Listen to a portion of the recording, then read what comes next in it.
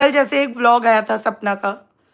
अगर मैं कुछ बोलना चाहती हूँ तो उसको लेके थोड़ा हार्श इसलिए नहीं हो पाती हूँ क्योंकि कहीं न कहीं मैं वो चीज़ फ़ील करती हूँ। देखो, कितना भी मैं उसको अपने आप से, उन्होंने मेरा नाम नहीं लिया लेकिन मेरे को पता है उन्होंने मुझसे किए हैं और मेरा फ़र्ज़ बनता है कि मैं उनकी उनकी चीज़ों का जवाब दूँ और कल जो ब्लॉग आया उसके बारे में मैं क्या सोचती हूँ वो भी जवाब डेफ़िनेटली दूँ। मुझे पता है इसके बाद बहुत सारे लोग मेरे को बुरा बोलने वाले हैं क्योंकि वो मेरे पॉइंट्स नहीं समझते, मेरी फीलिंग्स नहीं समझते। वो सिर्फ़ मेरी टोन देखते हैं। मैंने क्या गलत बोल दिया वो वहाँ से उठाते हैं, जो अच्छा बोला वो नहीं उठाएँगे। इसके बाद इंस्टा पे बहुत क्या बदल दिया तुमने? कुछ नहीं बदल दिया और बर्बाद कर दिया। सच्चाई ये है, सुनो। मैंने अपने आप को कहीं न कहीं कट आउट कर लिया था इससे क्योंकि मैं कहीं न कहीं चाहे नेहा हो, चाहे सपना हो, इनके लिए एक फीलिंग है मेरे मन में। बराबर सपोर्ट में खड़ी रहूँगी। आप बताओ आपने क्या उखाड़ लिया? उसके फेवर में वीडियो बना-बना के।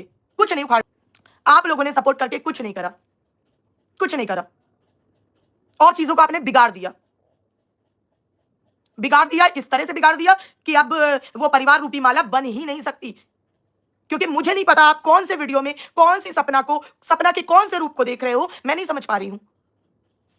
उसकी उसकी जलन आपको दिख रही है कि सपना के साथ बुरा हुआ इसलिए उसको जलन हो रही है। आपको ये दिख रहा है कि सपना के साथ गलत हुआ। लेकिन आज भी सपना अपने परिवार के लिए, उस घर से पैर निकालने के लिए कितना तड़प रही है, अपने परिवार से दोबारा मिलने के लिए कितना तड़प रही है, वो आप देख ही नहीं पा रहे हो।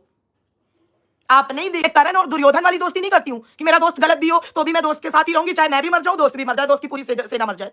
मैं करण और दुर्योधन की दोस्ती पे भरोसा नहीं करती। मैं कृष्ण और अर्जुन की दोस्ती पे भरोसा करती हूं।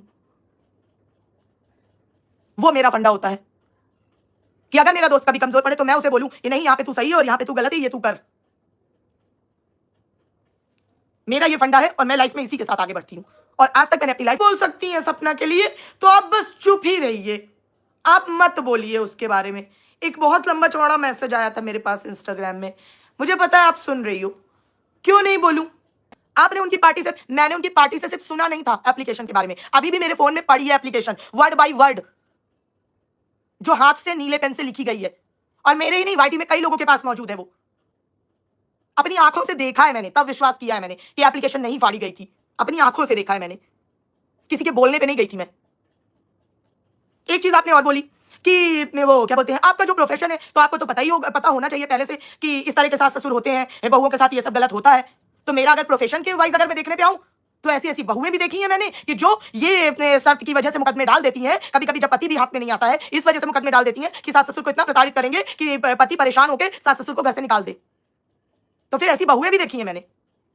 ये सच है कि ऐसे सास ससुर भी देखे हैं तो ऐसी बहुएं भी, और इससे भी बहुत कट्टर एक गलत करने वाली भी बहुएं देखी हैं। यहाँ पे मेरा मतलब बिल्कुल सपना से नहीं, आप ही को जवाब दे रही हूं मैं, वो मैंने अपनी आंखों से पढ़ी है, फाड़ी नहीं हुई है वो। उसमें एक लाइन में लिखा है कि मेरे पति को मेरे ससुराल वालों ने मार डाला, बाकी पूरी ऊट पटांग चीजें भरी हुई हैं उस एप्लीकेशन में। इसलिए मैंने बोला ही नहीं उस बारे में कभी। मैं सिर्फ ये चाहती थी कि उनका फिर से जिस चीज में, क्योंकि आप लोग नहीं देख पा रहे, मैं देख पा रही हूं, सपना अभी भी अपने घर परिवार के लिए तड़प रही है और कहीं ना कहीं ये चीज मैंने मनस्वी के मुंह से भी सुनी है। उसकी ये दो एक बातें मैं देखती सुनती हूँ तो मुझे बहुत जेन्युइन लगती है। मुझे इस बात पे भरोसा है कि वो कभी भी बैक फुट पे जा सकती है। तो वो उसकी फैमिली मेंबर है, उसने कुछ तो एक्सपीरियंस किया होगा। और यही बात जब हम कुछ लोग बोल रहे थे कि इस चीज को मत लाइए, अगर करना भी है तो बैक ऑफ द वाईटी करिए, अगर आपको न्याय रियल में चाहिए, तो फिर हम कैसे गलत थे? आज वही बात क्यों हो गई? अब और एक बात सुनो, आपने कहा हर इंसान आपकी तरह बोल्ड नहीं होता, आप प्रोफेशनली स्ट्रांग हैं, आप माइंड से स्ट्रांग हैं, आप बोल्ड हैं, आप ब्रेव हैं और सपना भोली भाली है, आपको मैं पाऊंगी भी नहीं। लेकिन इतना जरूर बता दूं कि जब मैं भी शादी करके आई थी ना तो 19 साल की एक सीधी सादी, मतलब एक कस्बे से आई हुई लड़की थी। जब तक मेरा पहला बेटा नहीं हो गया ना, अपने घर में साड़ी पहन के रहती थी मैं। परिस्थितियां इंसान को मजबूत बनाती है, लेकिन अगर हम बनना चाहें तब।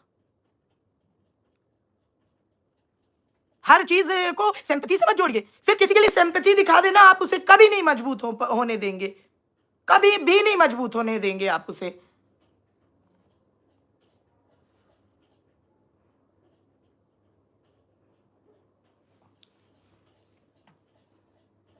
आप कभी नहीं मजबूत होने देंगे। हमेशा ठोकर लग के ही इंसान मजबूत होता है।